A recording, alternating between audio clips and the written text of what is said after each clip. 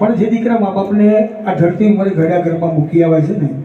તે media social મીડિયાના માધ્યમ દ્વારા ખાલી માત્ર એટલે જ કહું છું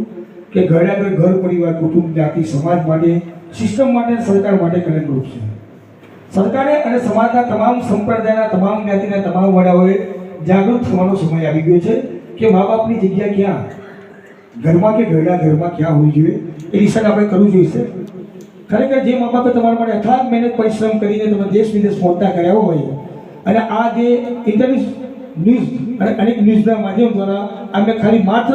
કોઈ ચોક્કસ જાતિ કે પક્ષ કે નોન પોલિટિકલ નોન એક્સપેક્ટેબલ અમે કાર્ય કરી રહ્યા છે. પણ સતત 40 વર્ષથી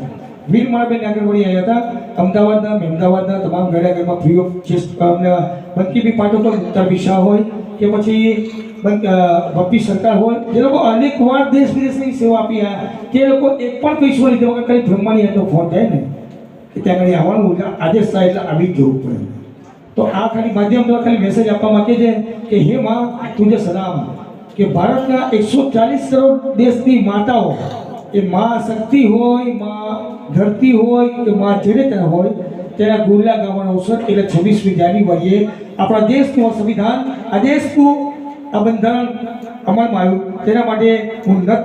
નતમસ્તકે કોટી વંદન કરીશ ગાંધીજીને, સરદાર વલ્લભભાઈ પટેલે, ડૉક્ટર ભીમરાવ આંબેડકરને અને જે લોકોએ પણ આ દેશ માટે બલિદાન આપ્યા હોય દેશના ફૌજી અફસર હોય દેશના પોલીસ અફસર હોય કે કોરોના વોરિયર્સ હોય કે એની જે પણ હોય દેશ માટે રાષ્ટ્ર માટે સૌપ્રથમ રાષ્ટ્ર છે. કોઈ વ્યક્તિ ચોક્કસ મોટો ના હોવો જોઈએ રાષ્ટ્ર મોટું હોવું જોઈએ. તો આમાંથી ઘરમાંથી ઘેર લઈએ મા બાપને તો બસ